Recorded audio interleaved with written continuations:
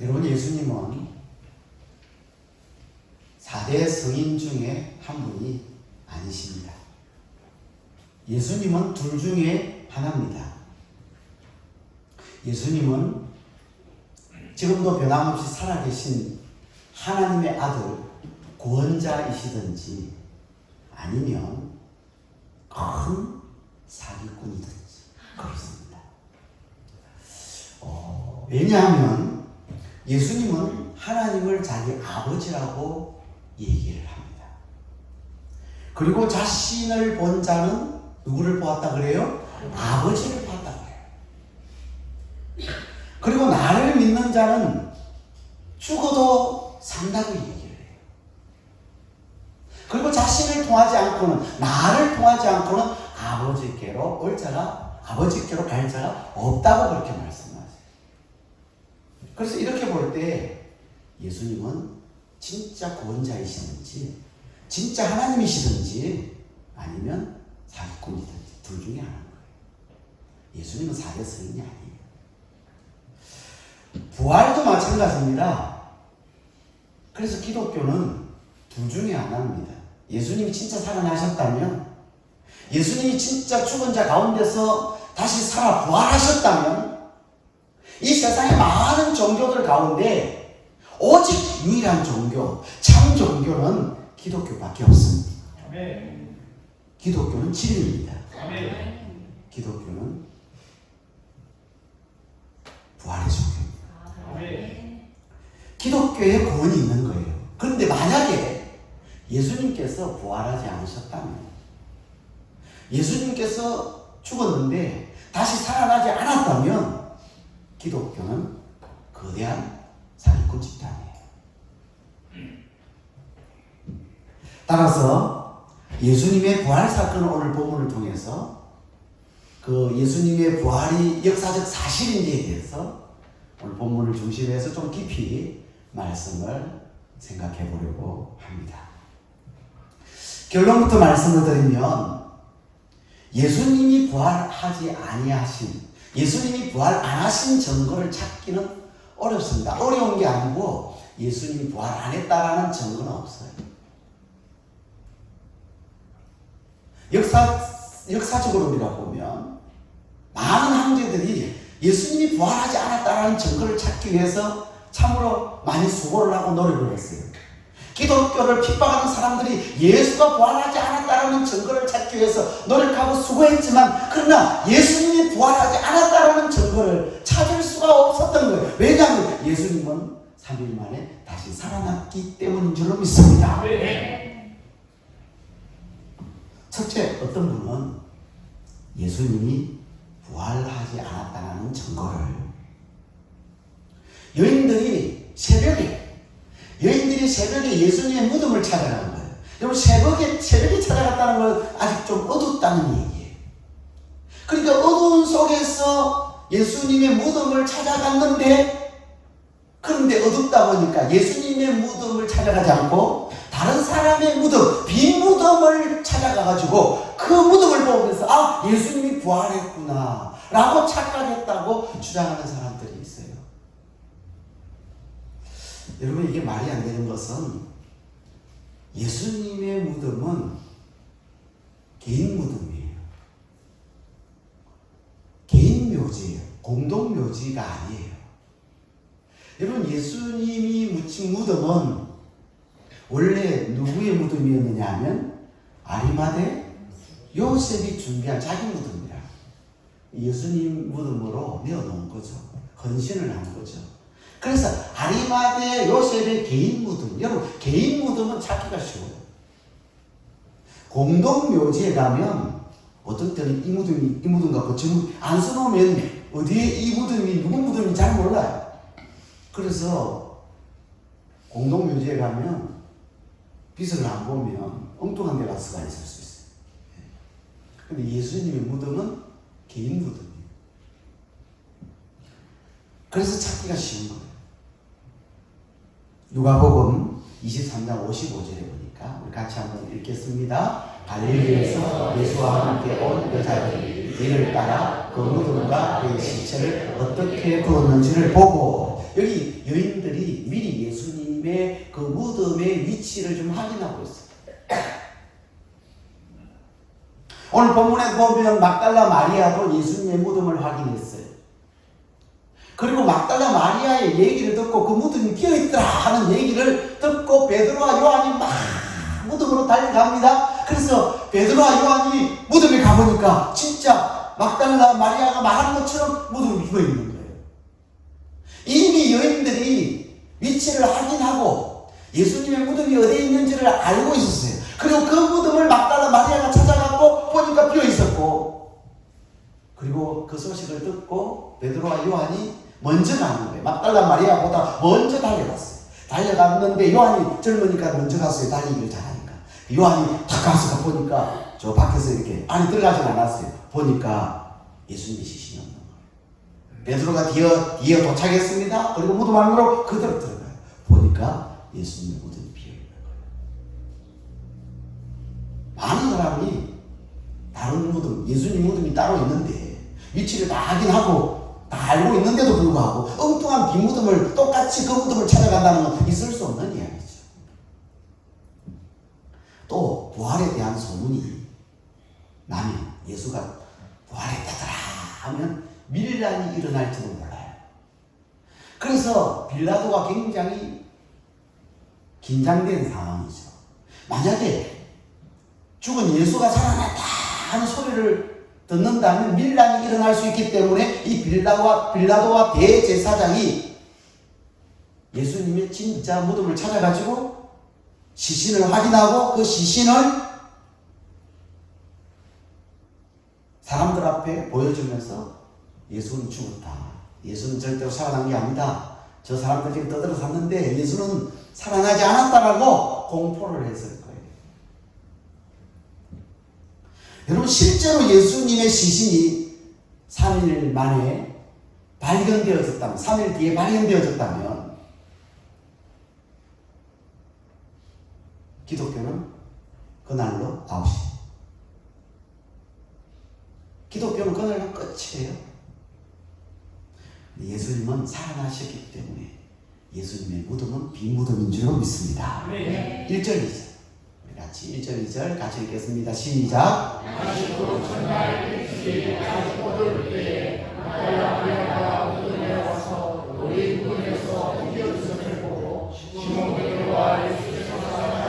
그 다른 제자에게 알려갔으나 사람들이 주님을 무덤에서 가져다가 어디 두었는지 우리가 알지 못하겠다 하니. 여기 보니까 안식 후 첫날이에요. 안식 후 첫날은 무슨 날이에요? 주일이에요. 주일. 오늘이 주일입니다. 주일날 우리는 하나님 앞에 나와 예배 드려야 될 줄로 믿습니다. 안식 후 첫날, 예수님께서 구속사, 이 인간을 죄에서 구원하기 위하여 그 사역을 감당하셨는데, 여러분, 안식일의 주인이 누구예요? 예수님이세요. 예수님. 그 예수님이 십자가에서 죽으시고 안식일의 주인이신 예수님이 다시 살아나심으로 우리 인간의 구원을 완성하셨는데, 그날이 주일 아침이란 말이에요. 주일 새벽이라는 거예요. 그래서 그 예수님, 안식일의 주인 되신 예수님을 기억하고 우리가 예배를 드려야 해요. 그래서 구약의 안식일은 신약이 뭘로 바뀌어요? 주일로 바뀌어야죠. 1절에 보니까 안식 후 첫날, 그 다음 뭐라 그랬어요? 일찍이라고 하는 것은 아직도 어둡다라는 거죠. 아직도 어둡다라는 거예요. 일찍이 어두울 때에 막달라 마리아라고 하는 이분이다. 막달라 마리아가 뭘 찾아가요? 무덤을 찾아가요. 누구의 무덤을? 예수님의 무덤. 여러분, 막달라 마리아, 이 마리아는 성이 막달라가 아니고 여기 앞에 있는 막달라는 지명입니다. 지명. 예수님을 나사렛 예수라고 그러죠? 예수님의 이름이 예수님 성이 나사렛이 아니고 예수님은 나사렛 출신이다 이 말이에요. 구레네 사람 시몬, 그것도 역시 마찬가지예요. 아리마대 요셉 역시 마찬가지예요. 그래서 마리아는 마리아인데 지명이 뭐예요? 막달라에서 태어난 마리아다. 막달라 마리아. 그러니까 딸을 많이 낳은 마리아다. 이런 의미가 아니고요. 그 막달라 마리아가 무덤을 찾아가요. 보니까 무덤 안에 가보니까 무덤에 가보니까 뭐가 옮겨져 있어요? 돌이 옮겨져 있어요. 돌이 옮겨져 있으니까 얼마나 놀랬겠어요, 막달라 마리아가. 그래서 무덤 안으로 들어갔어요. 보니까 빈 무덤이에요. 정말 막달라 마리아는 주님을 사랑하는 여인이었어요. 주님으로부터 은혜를 많이 입은 여인이었기 때문에, 주님의 사랑을 많이 받은 그런 여인이었기 때문에 이 막달라 마리아도 누구보다도 주님을 사랑합니다. 그래서 주님이 죽으시고 그 무덤을 가장 먼저 찾아간 여인이 막달라 마리아란 말이에요. 그런데 가보니까 예수님 시신이 없는 거예요. 얼마나 놀랐겠어요. 여러분, 가족이 돌아가셨는데 가족의 시신이 다음날 가고 사라졌다. 얼마나 충격적이었어요.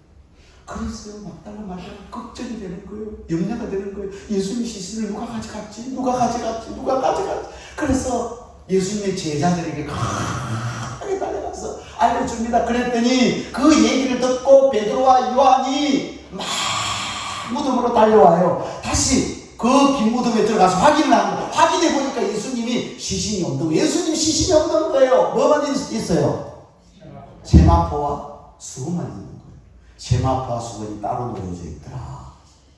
여러분, 이스라엘 사람들은, 유대인들은요, 사람이 죽으면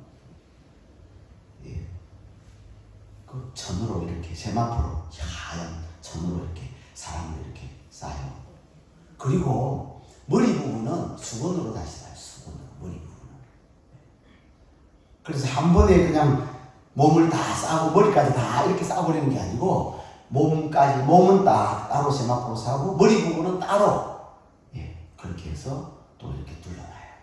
근데 예수님이 뭐 하신 거예요? 지금 3일 만에 부활하신 거예요. 여러분, 그걸 부활체라고 해요. 예수님 부활하신 몸을 부활체라고 해요. 부활체는 그 옷으로 쌌는데 불구하고 거기서 싹 빠져나와요. 그래서 여러분, 영화 같은 데 보면 그 세마포 옷이 스르르 내려가죠. 예수님 부활할 때. 왜? 부활체는요, 어떤 물체든지 어떤 벽이든지 다 통과하는 거예요. 그래서 부활하신 예수님, 제자들이 두려워 떨고 있을 때 그들 가운데 그 방 안으로 샥 들어, 문도 열지 않으시는데 들어오시잖아요. 여러분, 부활체는요, 어디든지 다 통과가 돼요. 부활체는 음식을 먹어도 되고 안 먹어도 돼요. 우리도 다시 다음에 부활하면 그렇게 될 줄 믿습니다. 근데 예수님 시신이 없는 거예요. 왜? 예수님은 생명 되시기 때문에. 예수님은 길이고 진리고 그 다음 뭐예요? 생명 되시기 때문에 예수님은 부활하신 거예요. 그래서 그 예수님은 우리의 구원자가 되시는 줄로 믿습니다. 공자, 맹자, 석가는요, 인간이잖아요. 인간. 존경받는 인간이에요. 공자, 맹자, 석가 이런 분들은 훌륭한 분들이에요. 많은 사람들이 그분들을 통해서 많은 것들을 배워요. 그런데 그분들은 인간이기 때문에 죽어서 무덤이 있는 거예요. 석가의 무덤은 어디 있습니까? 인도에. 공자의 무덤은 어디 있죠? 중국이죠. 그 정도는 우리가 안 났으면 좋겠어요. 그래, 전도할 때 써먹죠. 다 무덤이 있단 말이에요. 근데 예수님의 무덤은 빈 무덤이에요. 왜? 예수님은 생명 되시기 때문에. 예수님은 신이시기 때문에. 우리가 믿어야 될 대상은 존경받는 훌륭한 인간을 믿어야 될 것이 아니라 죽음도 이기시는, 죽음을 이기시고 살아나신 신이신 예수 그리스도, 그분을 믿어야 될 줄로 믿습니다. 두 번째, 예수님의 부활이 사실인 증거는 정인들이 많아요. 본 사람들이 많아요. 부활하신 예수님을 본 사람이 많다는 거예요. 여러분도 눈을 크게 뜨고 보시기를 바랍니다. 본 사람들이 많다는데. 고린도전서 15장 5절로 8절 같이 읽도록 하겠습니다. 시작. 개발을 오시고 우리의 12 제자에게 그 후에 500여 형제의 일시에 모이셨나니 그 중에 지금까지 대다수는 살아있고 어떤 사람은 잠들었으니 그 후에 야고보에게 보이셨으며 그 후에 모든 사도에게와 맨 나중에 만삭되지 못하여 난 자 같은 내게도 보이셨느니라. 여러분, 부활하신 예수님을 본 사람이 많아요, 적어요? 많아요. 보니까 처음에 누구한테 보여주셨어요?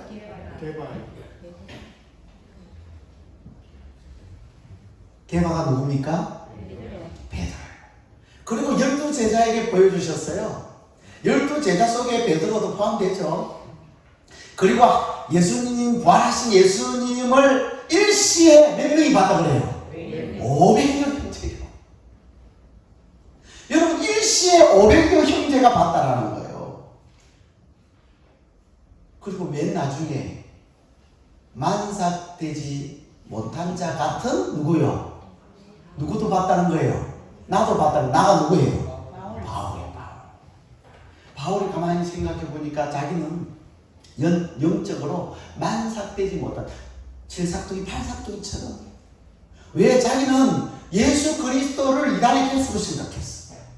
그래서 예수님 믿는 사람을 너무너무 싫어했고, 예수 믿는 사람을 잡아다가 감옥에 가두고, 예수 믿는 사람들을 죽이는데 앞장섰던 사람이 바울이었어요. 그런데 나중에 그 예수 믿는 사람들을 잡아다가 옥에 가두려고 다메섹 가다가 주님을 만났잖아요. 부활하신 주님을 만났잖아요.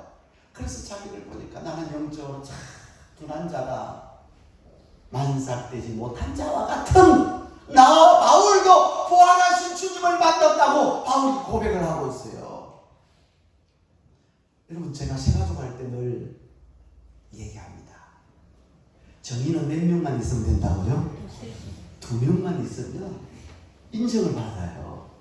그런데 예수님의 부활하신 것을 본 사람은 몇 명이 넘어요? 500명이 넘어요.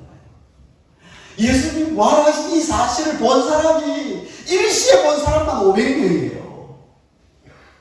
부활하신 예수님을 육신의 눈으로 확실하게 본 사람이 500명이 넘는데, 이것을 가리켜서 우리는 역사적으로 확실한, 정확한, 분명한, 빼도 박도 못할 증거들이 있는 거예요.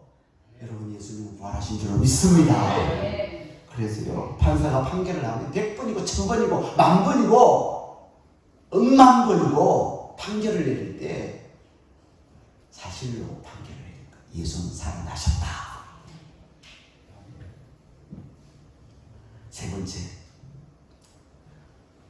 또 부활의 예수님을 전하다가 순교한 분들이 많아요.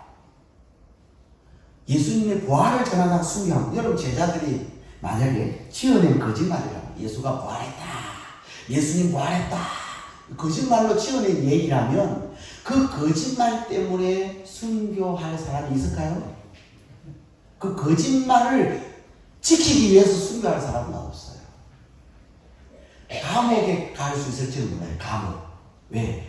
예수가 부활했다 이렇게 해가지고 새로운 종교를 하나 만들어가지고 자기들이 배부르고 등 따스게 살기 위해서, 그렇게 하기 위해서 감옥에 갈 정도는 될지 모르지만 자기 목숨을 거두려고 하는, 자기 목숨을 잃을 수도 있는데 목숨 내놓고 그 거짓말을 지키려고 하는 사람은 없을 거예요.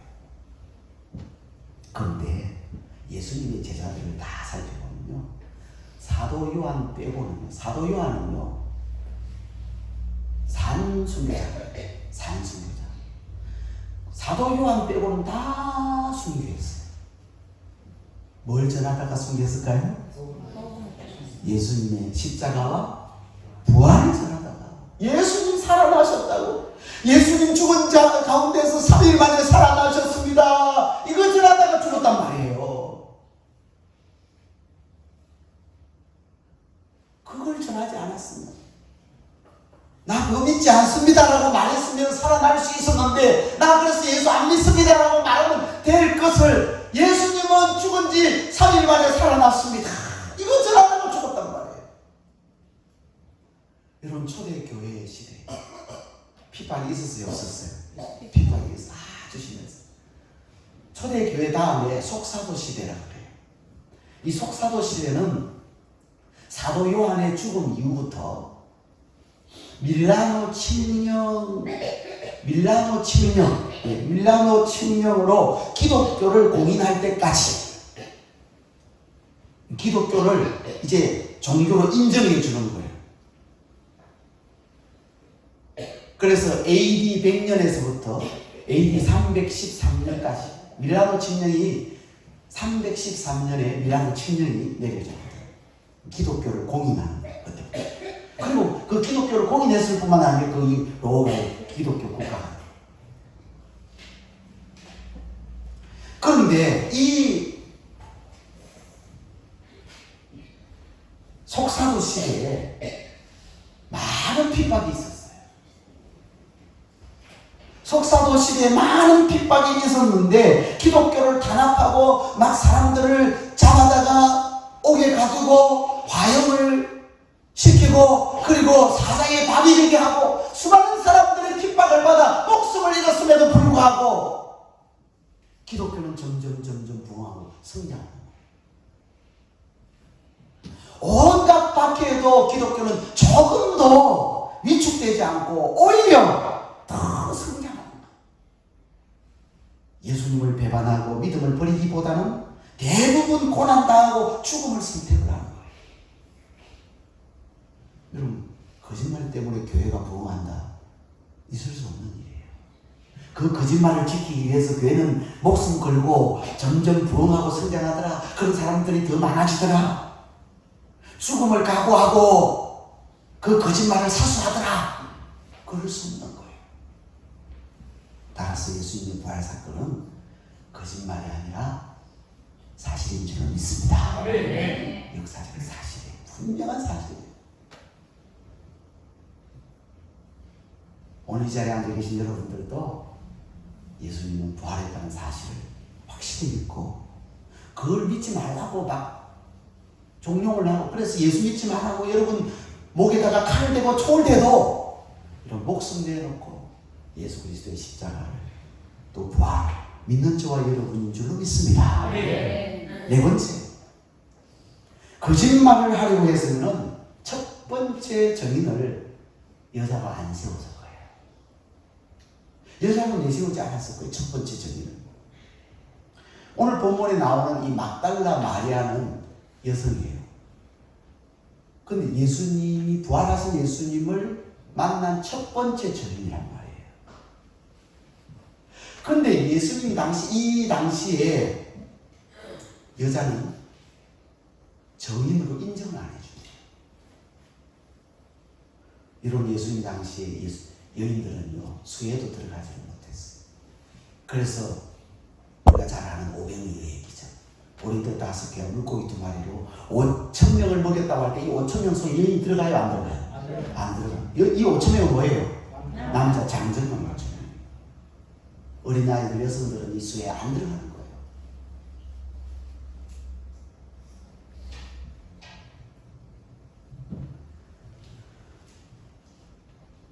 그렇다면 제대로 속이려고 했다면 여자를 첫 번째 정인으로 안 내세우고 누구를 정인으로 내세워야 되겠어요? 남자를 내세워야 되지 않겠어요? 남자. 왜? 여자를 정인으로 내세우는데 정인으로 인정을 안 해주는데 거짓말로 속이려고 했다면 남자를 정인으로 세워야 되지 않겠어요? 그것도 이 막달라 마리아는 어떤 여인이었느냐면 7 귀신 들렸던 여인이었어요. 7 귀신 들렸던 여인. 마가복음 16장 9절 10절을 같이 읽어보실까요? 16장 9절 10절 같이 읽습니다. 예수께서 안식일 첫날 전에 7 귀신을 쫓아내어 주신 막달라 마리아에게 물어보시니 마리아가 가서 예수와 함께하던 사람들이 슬퍼하며 울고 있는 이를 알겠네. 여기 막달라 마리아는 본래 어떤 사람이었어요? 7 귀신 들렸던 자였어요. 7 귀신 들렸던 자가 예수님의 부활을 목격한 첫 번째 정인이란 말이에요. 그러니까 속이려고 했다면 남자를 먼저 앞세워서 첫 번째 정인으로 내세워야 했을 것이고 또 한 가지는 온전했던 사람을 정인으로 내세워야 믿을만하지 않겠어요? 근데 이 막달라 마리아가 예수님은 살아나셨어요. 예수님 내가 부활하신 예수님을 보았어요. 라고 말했는데 사람들이 뭐라고 말하는 거예요? 정신 나간 사람이 하는 소리잖아. 이렇게 이야기해버리면, 이렇게 치부해버리면, 이렇게 그냥 말해버리면 끝나는 거예요. 그러니 속이려고 했다면 이렇게 안 했겠죠. 속이려고 한 사람들이, 제자들이 만약에 사람들을 속여가지고 예수님이 진짜 죽었는데 부활 안 했는데 부활했다고 막 가상해가지고 예수님이 시신을 옮겨가지고 어디다가 숨겨놓고 예수 부활했다 하고 기독교를 하나 만들려고 했다면 이런 바보짓은 안 한다 이 말이에요. 속이려는 게 아니라 사실이라는 거예요. 예수님은 진짜 부활하신 거예요. 할렐루야. 다섯 번째, 가장 확실한 증거는요, 부활하신 예수님이 내 안에 계신다는 거예요. 할렐루야. 그렇습니다. 지금 주님은 오늘 우리 예배 가운데 함께 하신 줄 믿습니다. 그 주님은 우리 안에 계시는 줄로 믿습니다. 아멘이죠? 믿습니까? 우리가 집단 체면에 걸려 있습니까? 집단 체면. 우리가 여기 오늘 계신 분들은 다 예수님이 우리 가운데 계신데 보이지도 않는데 예수님이 우리 안에 계신데 아멘 아멘. 우리가 좀 비정상적인 사람입니까? 그렇지 않잖아요. 예수님은 정말 우리 안에 계시고 우리와 함께 하시는 줄 믿습니다. 주님 내 안에, 주님 내 안에, 내 안에 계시고, 주님 내 안에, 주님 내 안에 나를 세워주소서. 할렐루야. 주님은 내 안에 계시는 거예요. 예수 믿는 사람은 다 주님을 주인으로 내 마음에 모시고 사는 줄로 믿습니다. 부활의 주님을 내 안에 모시고 사는 사람은 어떤 엄청난 현상적인 눈에 보이는 어떤 그런 엄청난 기적이 나타나는 것이 아니라 부활하신 주님을 내 마음에 모신 사람은 죄인이 의인되는 기적이 일어납니다. 할렐루야. 죄를 지어도 가치가 없었던 사람, 죄를 짓고도 전혀 마음 아파하지 않던 사람이 이제는 부활하신 주님을 만나고 그 부활하신 주님을 내 마음에 모시고 나서부터는 괴로워하는 거예요. 눈물을 흘리는 거예요. 엉엉 우는 거예요. 왜? 죄 때문에, 이 죄의 문제를 해결하지 못하는 자신의 큰 연약함 때문에 주님 앞에 또 범죄했다는 사실 앞에 괴로워하며 눈물을 흘리는 거예요. 또 죄를 지었다는 것 때문에 원통해 하는 거예요. 그래서 과거에는 죄의 종로로 했지만 부활하신 주님을 내 마음에 모시고 나서 이제 점점점 성령의 열매를 맺기 시작하는 거예요. 이게 진짜 기적인 줄로 믿습니다. 그렇게 가족을 미워하고 가족을 싫어하고 가족을 괴롭히던 사람이 예수님을, 부활하신 예수님을 내 마음에 모시고 나서 가족을 사랑하는 사람으로 바뀌어지는 것, 가족의 소중함을 깨닫는 것, 그래서 가족 간에 화목한 그런 사람으로 바뀌어졌다는 게 기적인 거예요. 한평생 나쁜 짓만 하고 살던 사람, 깡패로 평생을 살아왔는데 부활하신 주님을 만나고 나서 이 깡패가 변하여 새 사람이 되었다면 이게 기적인 줄로 믿습니다. 김익두가 깡패였는데 부활하신 예수님 만나고 나니까 이분이 변화되어 신학교에 가서 목사님이 되고, 이분이 말씀을 전하는 가운데 수많은 걷지 못하는 자들이, 안전뱅이들이 일어나는 놀라운 기적이 일어나고 예수 그리스도를 구주로 영접하게 하는 이 엄청난 일들을 하게 하는 거예요. 이천석 목사님, 그죠? 이천석, 이분 깡패였어요. 그런 깡패, 평생을 깡패의 짓을 하면서 살았는데 부활하신 예수님을 만나고 그 부활하신 예수님을 자기 마음에 모시고 주인으로 삼을 때 그 깡패가 변해가지고 신학교에 가서 목사님 돼가지고 서울에 하늘산 기도원을 세우고 수많은 사람들의 영적 각성을 일으키는 위대한 영적 지도자가 된 줄로 믿습니다. 죽음을 두려워했는데, 죽음 앞에 벌벌벌 떨 수밖에 없는데, 죽음이라고 생각하면 겁이 나고 두려웠는데 부활하신 예수 그리스도를 만나고 그분을 내 인생의 주인으로 모시고 난 다음에는 부활의 소망이 생기는 거. 죽어도 내가 사는구나. 내가 죽어도 살아서 영원한 천국에서 영생 복락을 누리는구나. 이 사실을 알고부터는 인종 직전에 죄는데도 불구하고 죽음을 담대하게 받아들이는 거예요. 이게 기적인 거예요. 이런 엄청난 기적들이 일어나는 것을 보면 부활하신 예수님께서 지금도 살아계시고 우리 가운데 역사하시는 줄로 믿습니다. 제가 새롭게 하소서 간증을 얼마 전에 들었는데 의사분이 한 분이 나오시더라고요. 그 의사 선생님이 부활하신 예수님을 마음에 모셨어요. 근데 그 부활하신 예수님을 만나기 전에는 이 의사 선생님이 환자들을 대할 때 그냥 대했대요. 그냥 의무적으로.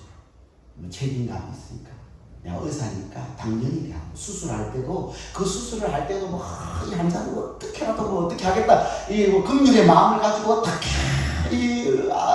이런 병에 걸렸을까 안타까움만 전혀 없었는데, 그냥 케이스. 하나의 케이스. 수술을 이번에는 이렇게 해가지고 이렇게 했더니 수술이 좀 잘 됐더라. 그래서 그걸 기록하고 하나의 케이스로 수술을 했는데 부활하신 예수님을 마음에 모시고 그리고 자기가 한번 엄청나게 아팠대. 질병으로 막 아프다가 그리고 주님을 만난 거예요. 부활하신 주님을 모신 거예요.